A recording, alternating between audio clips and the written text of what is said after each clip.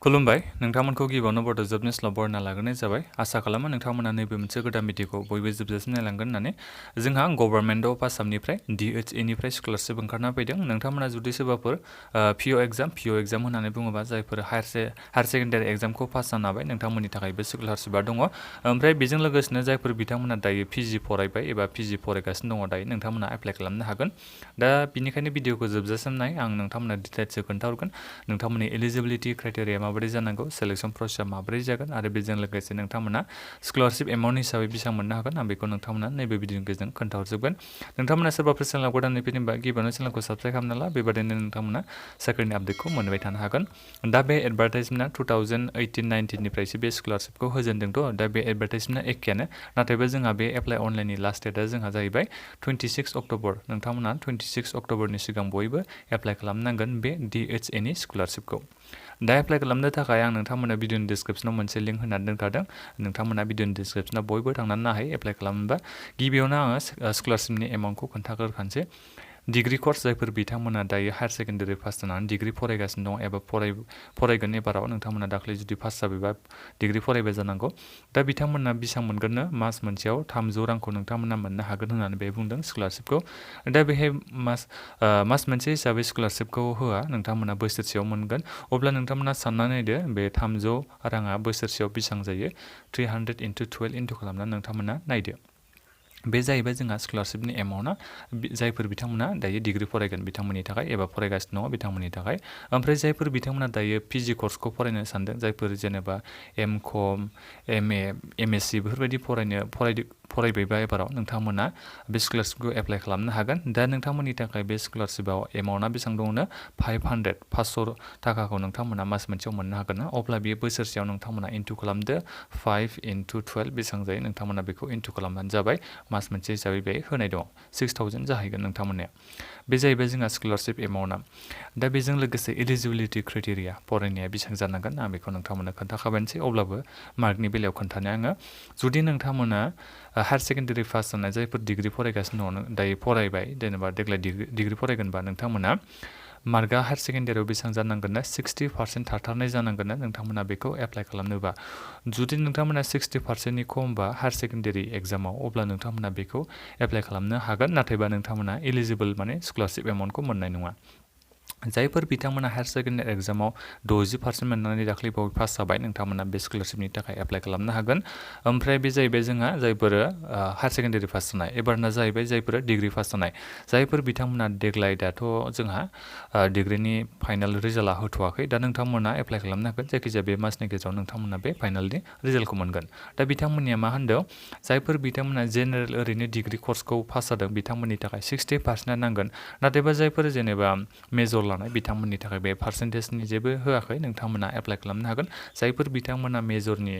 major लानानै डिग्रीखौ pass जाबाय एबा जागोन बिथांमोना बेहाय पार्सेन्टेजनि जेबो रिकुइरमेन्ट होआखै नोंथांमोना एप्लाइ खालामनो हागोन पार्सेन्टेजआ खमबाबो नाथायबा नोंथांमोना जायफोर जेनेरेल डिग्री लानानै जुदि नोंथांमोना जेनेरेल खालामदोंबा डिग्रीयाव अब्ला नोंथांमोननिया पार्सेन्टेजआ 60%खौ नांखागोन बे जाहैबाय जोंहा जायफोर दायो PG फरायगोन बिथांमोननि थाखाय दा बे जाहैबाय जोंहा माबाया स्कलारशिपनि एलिजिबिलिटि क्राइटेरिया दा नोंथांमोना एप्लाइ खालामनाय समाव मा डकुमेन्ट्सखौ होनो नांगोन आं बेखौबो नोंथांमोननो खोन्थाखानोसै दाख्लै बावैसो आं नोंथांमोननो मोनसे भिडिअ खालामखादोंमोन नोंथांमोना माबोरै बे डमिसाइल एबा PRCखौ एप्लाइ खालामनो हायो होननानै अनलाइननि खोन्थादोंमोन आङो दा बेहायबो बेखौनो बिदों नोंथांमोना डमिसाइल सार्टिफिकेट माने PRC सार्टिफिकेट नोंथांमोना होनो नांगोन होननानै बेहाय बुंदों नोंथांमोना बे PRC सार्टिफिकेट गैयाबा एप्लाइ खालामनो हानाय नङा बेयो जोंहा बेहाय मेन्डेटरिखा आरो बेखौ नोंथांमोना होखाथारनांगोन बे जाहैबाय जोंहा डमिसाइल सार्टिफिकेटनि बेलायाव दा बेजों लोगोसेनो नोंथांमोनाथ' मिथिखागौ एकाउन्टआवसो हाबफैयो बे स्कलारशिप एमाउन्टआ दा बेनिखायनो नोंथांमोना गावबागाव स्टुडेन्टआनो बेंक एकाउन्ट थानो नांगोन दा बेंक एकाउन्ट नोंथांमोना होनो नांगोन बेहाय नोंनि बे पासबुकखौ नोंथांमोना माबा खालामनांगोन आरो आपल'ड खालामनांगोन होननानै बे बुंदों बेहाय प्रिफारेबल SBI जानांगोन होनना बे बुंदों जायखिजाया नोंथांमोना बेलेग बेंकखौबो होजागोन नाथायबा नोंथांमोना जुदि SBI निखौ होयोबा एसे मोजां जागोन आरो दा बेनिफ्राय स्कलारशिप बेनिफिसियारि बिथांमोना माबोरै मोनगोन जायखिजाया नोंथांमोननि बे स्कलारशिप एमाउन्टआ बेसेबांहाबो बिनि बाराबो जानो हागौ आं दहाय खोन्थानायनि बे स्कलारशिप एमाउन्टआ नोंथांमोननि डाइरेक्ट बेंक एकाउन्टआव हाबफैगोन दा बिनिफ्राय सेलेक्सना मेरिट लिस्टनि बेसिसाव जागोन जायखिजाया बिथांमोना सोर सोर मोननो हागोन बेखौ सेलेक्ट खालामो बे सेलेक्ट खालामनायखौ गावसिनि अफिसियेल वेबसाइटआव बिथांमोना खोन्थायो नोंथांमोना उनावहाय चेक खालामनो हागोन मालाबा बिथांमोना बेखौ आपल'डबो खालामा जायखिजाया नोंथांमोननि बेंक एकाउन्टआव बिथांमोना फैसाखौ सोनानै हरो ओमफ्राय जोंहा दा एप्लाइ अनलाइननि लास्ट डेटआ जाहैबाय 26 अक्ट'बर नोंथांमोना बयबो 26 अक्ट'बरनि सिगां एप्लाइ खालामबानो जाबाय आं बेहायनो नोंथांमोननो खोन्थाखानोसै र' मा डकुमेन्ट्सखौ आपल'ड खालामनांगोन बेखौ खोन्थाखाबावनोसै आङो PRC बेखौथ' आं होनखाबाय दहायनोसै नोंथांमोना PRC सार्टिफिकेटखौ होथारनांगोन बेजों लोगोसे सार्टिफिकेट लानांगोन नोंथांमोना हेड अफ द इनस्टिटिउसन एबा रेजिस्टार नोंथांमोना कलेजनिफ्राय एबा इउनिभार्सिटिनिफ्राय सार्टिफिकेट लानांगोन कलेजनिफ्राय अब्लासो नोंथांमोना बेखौ होनो हागोन आरो एप्लाइ खालामनो हागोन बेजों लोगोसे नोंनि बे फाइनाल मार्कशिट बेखौ नोंथांमोना होनो नांगोन हायार सेकेन्डारिनिबा नोंथांमोना बे हायार सेकेन्डारिनि मार्कशिटखौ होनांगोन ओमफ्राय जायफोर बिथांमोना ग्रेजुवेट जासिगोन एबा जाबायबा नोंथांमोना बे ग्रेजुवेटनि मार्कशिटखौ सार्टिफिकेटखौ नोंथांमोना होनांगोन फट'ग्राफ ओमफ्राय सिगनेचार बेखौ नोंथांमोना आपल'ड खालामनो नांगोन होननानै बे बुंदों आरो बेहाय सफ्ट कपि एबा हार्ड कपि बिदि होदों आरो नोंथांमोना बेखौ होनो नांगोन दा माबोरै एप्लाइ खालामनांगौ आं बेखौ नोंथांमोना खोन्थानि भिडिअनि डिसक्रिपसनाव आङो लिंक होना दोनखादों नोंथांमोना भिडिअनि डिसक्रिपसनाव बयबो थांदो क्लिक हियार टु एप्लाइ अनलाइन बेहाय नोंथांमोना थांबानो जाबाय बेहाय फैगोन हागोन नोंथांमोना आरोबाव बेहाय चेक खालामफैबावनो हागोन स्कलारशिप इलिजिबिलिटिखौ बेहाय नोंथांमोना थुना होनाय लोगो लोगोनो इलिजिबिलिटि क्राइटेरिया बे सेम टु सेमानो नोंथांमोना बेखौ नायनो हागोन ने आं होनखादोंमोन दहायनि एडभार्टाइजमेन्टआ जोंहा 2018निनो नाथाय बे एखेयानो गासिबो डिटेल्सआ एखेयानो बेखौ नोंथांमोना बे मोजाङै फरायनानै नायफैनो हागोन आङो एसे गाहायाव फैनोसै दायो माबोरै एप्लाइ खालामनांगौ हाउ टु एप्लाइ गिबियावनो मा खालामनांगोन नोंथांमोना इमेल आइडि होनानै रेजिस्टार खालामनो नांगोन होननानै बे बुंदों गावबागाव स्टुडेन्टआ मोनसे माबाखौ इमेल आइडिखौ नोंथांमोना बानायना लादो बिनिफ्राय नोंथांमोना एप्लाइ नाव थांनानै मा होनांगोन फट'ग्राफ होनो नांगोन सिगनेचार बेखौथ' आं खोन्थाखाबायनोसै आं गाहायाव खोन्थानोसै गिबियावनोथ' नोंथांमोना गोदानै रेजिस्ट्रेसनसो खालामनांगोन जायफोर बिथांमोना एप्लाइ खालामाखै बिथांमोना मा खालामनांगोन रेजिस्ट्रेसनल' खालामनांगोन सिगाङाव एप्लाइ खालामाया बिथांमोना रेजिस्ट्रेसन खालामनो थाखाय मा होनांगोन नै